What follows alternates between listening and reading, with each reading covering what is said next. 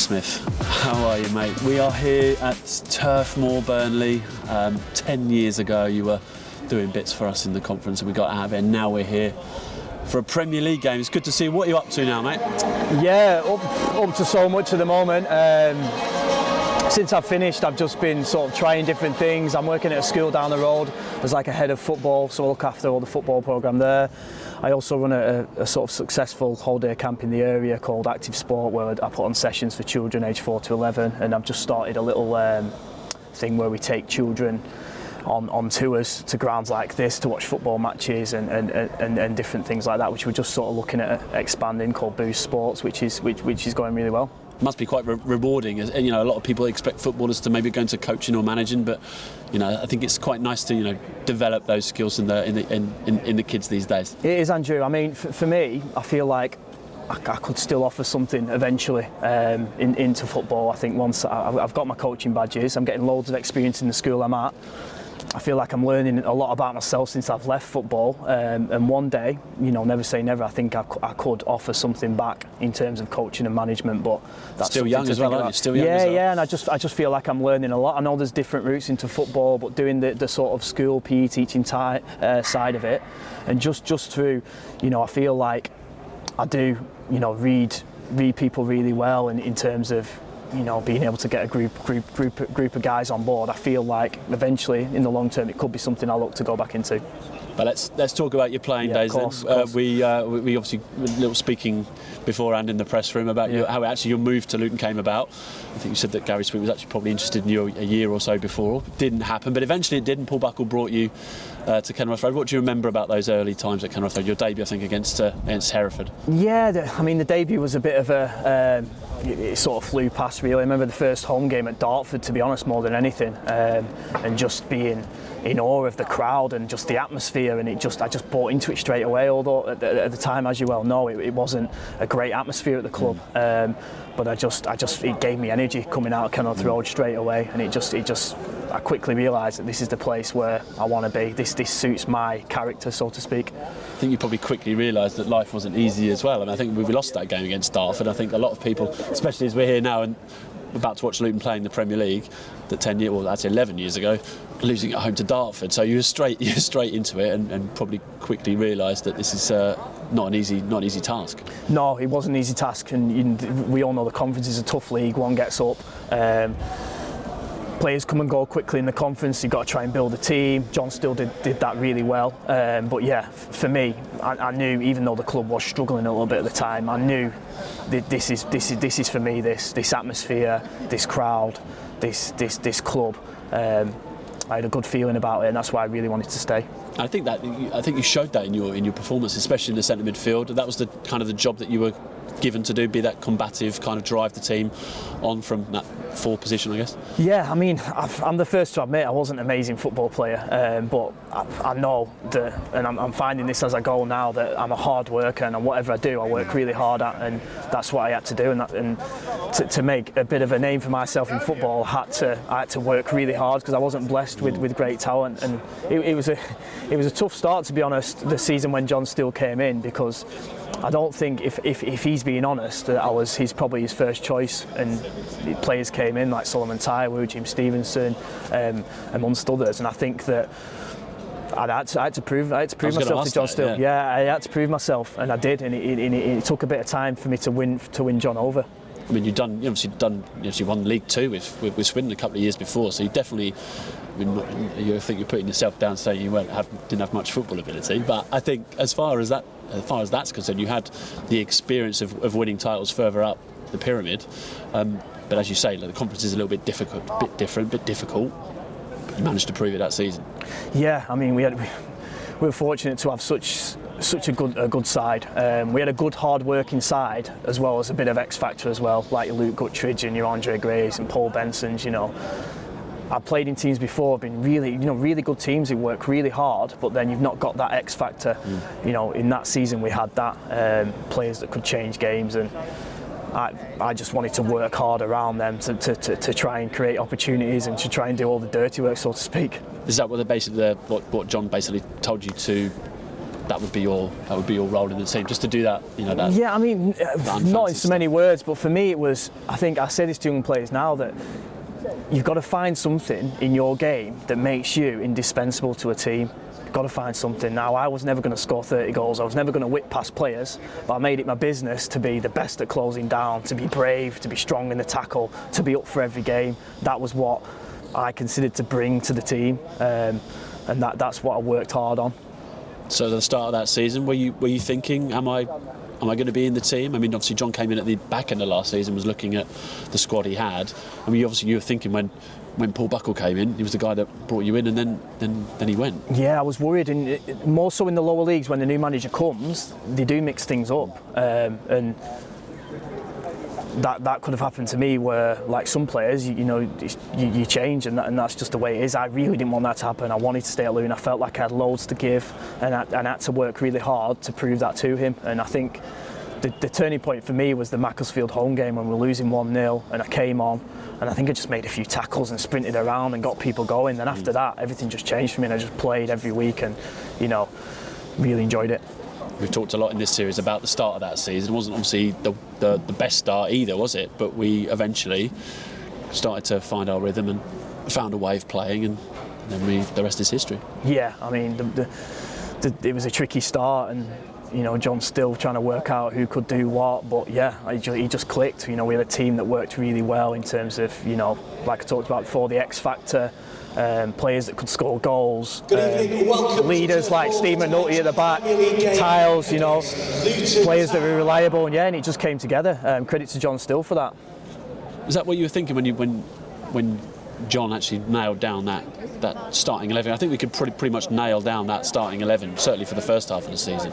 And you actually thought, if we keep this group together, then we're capable of going on a run. Yeah, we knew we were capable, and I think we all know when you're at Luton in the National League or the Conference or whatever it is, you're expected to be up the top. That's just what you are. You're expected to be up the top. So when you start the season, in pre-season, we need to be up the top. The fans expect it, the club expects it, the manager expects it. So there's that expectation there.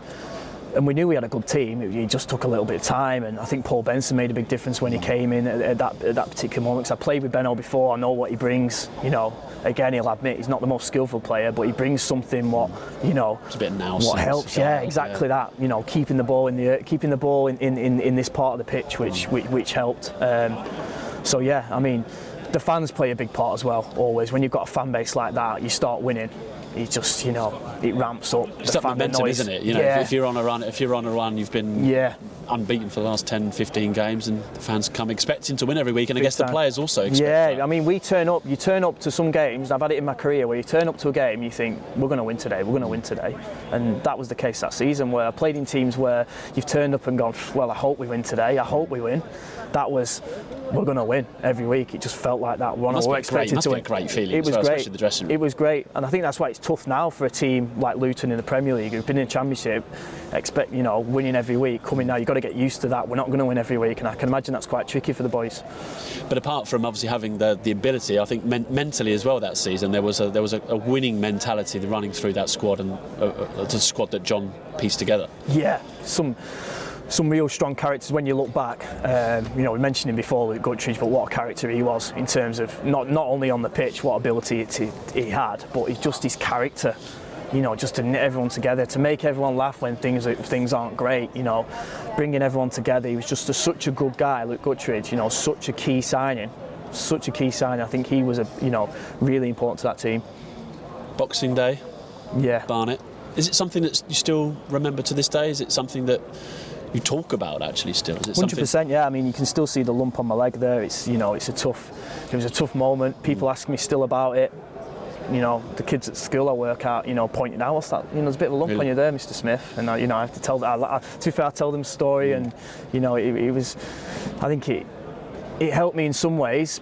I'm not saying it's nice to get a broken leg, but it gave me a bit of something. I can get through this, because I was that sort of person. I wanted to get through it. I wanted to come back stronger, and people, doubting me. I don't know if Smudge will get back to what he was. I could even the players hearing it. But yeah, it was a tough day. It was a tough day, because you know at that point that Did you realise that it was a nasty one when it happened? Straight away. Straight away. I knew when I landed, I looked down, my leg was in a bad way, and obviously there was a bit of worry.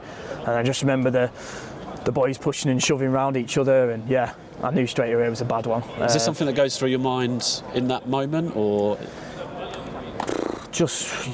I mean, my first reaction was to grab my leg and just hold it and keep it in place. Even though I knew it was broke, I don't know why I did that, but yeah, I can still remember that moment. And yeah, I mean, what went through my head was, yeah, you're upset, you're hurt, you know, it's pain, isn't it?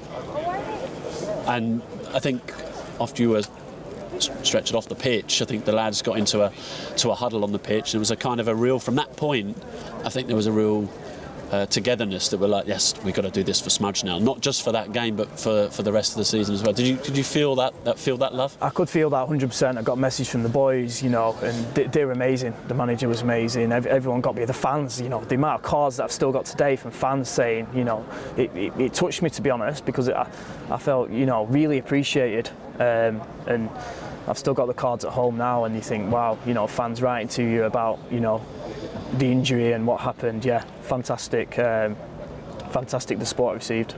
And how was the rehabilitation process? What was the kind of the timelines?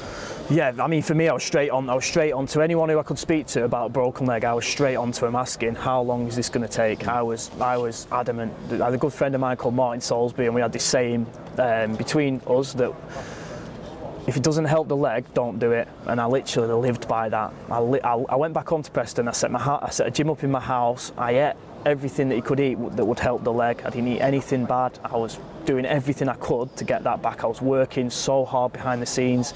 In the summer, I went on holiday to Greece. I was running roads in bare feet with no shoes on because I wanted to test my leg. Yeah. I didn't want cushion trainers, and people pointing at me going, there's a lad running there on the street with bare feet. I was obsessed with coming back ready to go. I really didn't want that to be me finished at Luton or Korea, and you know, I really worked hard for that.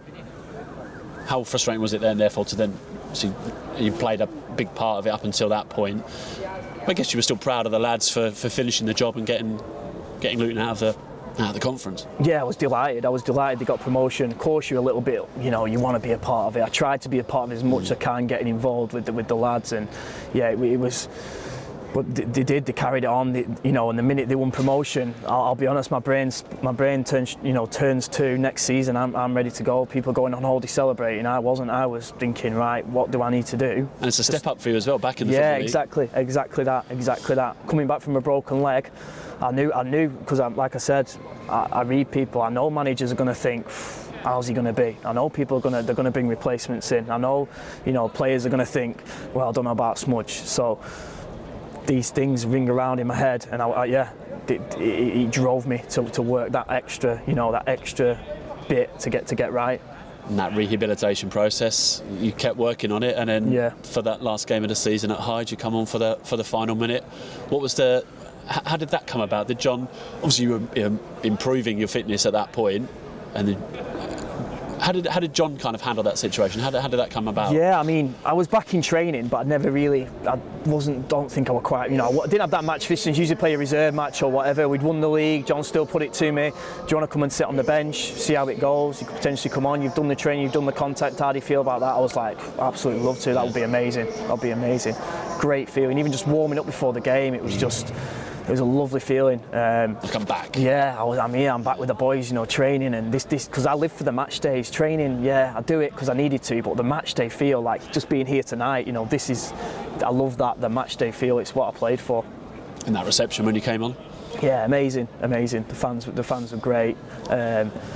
You know, the final whistle went, loads of fans came running over to me, and I remember my dad in the stand and my partner saying, my wife now, she was saying, she was worried about me, thinking all these people are running up to you, you know, are you going to be safe with your leg? But yeah, it was a great feeling, but it just gave me that even more drive to get back. And that drive and that preparation you were doing in Greece on holiday in the summer paid dividends. I think the next season you were a regular in the team as we were pushing for promotion, and I think you won Players Player of the Year as well at the end of that season. Yeah, I've got all them trophies at home, but I still have a bit of regret about that season. I think for me, I had such a strong first half of the season. I came back like a beast. I was fitter, I was strong, I was, so athletic. I got myself in such good condition because of the leg break that I'd worked so hard. Come after Christmas, I started picking up little niggles here and there, which was just hampering me, and unfortunately, I wasn't able to keep that intensity up for the full season. I think if I would have done, I honestly think we'd have probably won promotion that year. I honestly do. I think if I could have kept up the levels I were playing at such a ferocious intensity and training at such a ferocious, I was training during the day at Luton, going home having a sleep, or either going for a swim at night or going for a run. And even though I was playing on the Saturday, I was doing this every night. And I was training still so much, probably too much. And then these niggles started coming in, and I just think it affected my form a little bit, and we dropped out of those playoffs. And I still have a bit of regret of that, because I feel like if I could have kept to that level, Yeah, you had a nice partnership with Nathan Doyle in the middle, I remember. Yeah, Doyle was a great guy to play with as well. Such a warrior. Still in touch with him now. He was amazing to play with, because he supplemented what I like to do. He'd sit in there and he used to joke and say, "You'll do my running so much," but I wanted to run around everywhere and tackle and press and harry and get people going and get the crowd going. That's what I like to do. That was my game. And then I think a season or two after that, it was time to say goodbye. Was it difficult leaving Luton after all the memories that and all the ups and downs that you'd gone through? So tough, because I felt like I still had more to offer. So tough, and for me it was tough because I knew the next season they're going to get promoted again. I knew it, because we were so close the season before. I knew the season they were going to go up. Because you're on the bench for the Blackpool playoff. Yeah, and that hurt me a little bit, not being involved in that. And yeah, it was tough. I really didn't want to go. I really wanted to stay and fight, because I'd always been a fighter. I want to fight for my place. And when told you go in, bringing such a player in, in my mind at the time, just the way I was, I didn't care. You could have said you were bringing in Steven Gerrard. I was that way inclined. I don't care. I'm going to play. I'll make it my own. But in the end, it probably was for the best. Go and play somewhere else and make my name somewhere else. Now bringing it back 10 years on, what's it like seeing Luton in the Premier League? How proud are you that we always talk about how difficult it is to win promotion at whatever level, especially getting to the Premier League, but that first one 10 years ago to get out of the conference, how proud of you are you of your career to be able to say, I've got that Championship winners medal, I got Luton on the road to the Premier League? Really proud to just be associated with this club now and how well they're doing. It's easy for me to say it, but I think the Conference and League Two, they are tough leagues to get out of when you're a club like Luton, where you're the biggest club in the league. We were never the underdogs, never played, apart from in an FA Cup game, we were always expected to win. So that brings challenges, it's playing, Luton come to these big games, and when you play as the underdog, it does give you a bit of, energy. Whereas for us, we were having to deal with that expectation. But yeah, really proud to be associated, delighted to see them doing so well. Doesn't surprise me, when you've got a crowd like Kenilworth Road and the fans they've got. I can say this firsthand, it does bring energy to the players. I come and watch games at different stadiums and it feels dead and not much from the crowd, whereas there they do get that. It gives you energy, it 100% does. You will be walking pitch side, you could almost smell the grass, you want to get your boots back on. How would you fancy playing tonight alongside Ross Barkley maybe in the centre of midfield? Yeah, it'd be amazing, wouldn't it? It'd be amazing. Players like that, exactly, that's what we're talking about. We're talking about Ross Barkley playing for Luton, and it's great to see some of the boys that I still know, like Pelly's still doing it, at the Premier League. So credit to him, because he's come on that journey all the way through. What a credit to himself and the club. But yeah, of course, you turn up tonight and you think, wow, I fancy a bit of this. But yeah, just got to get behind the lads now, haven't you? Indeed. Well, Smudge, great to chat with you, mate. Great to chat. And thank you so much for all those years in orange and white for Luton Town. You're very welcome. Top man. Thank you very much. Thanks, Smudge. Thanks, mate.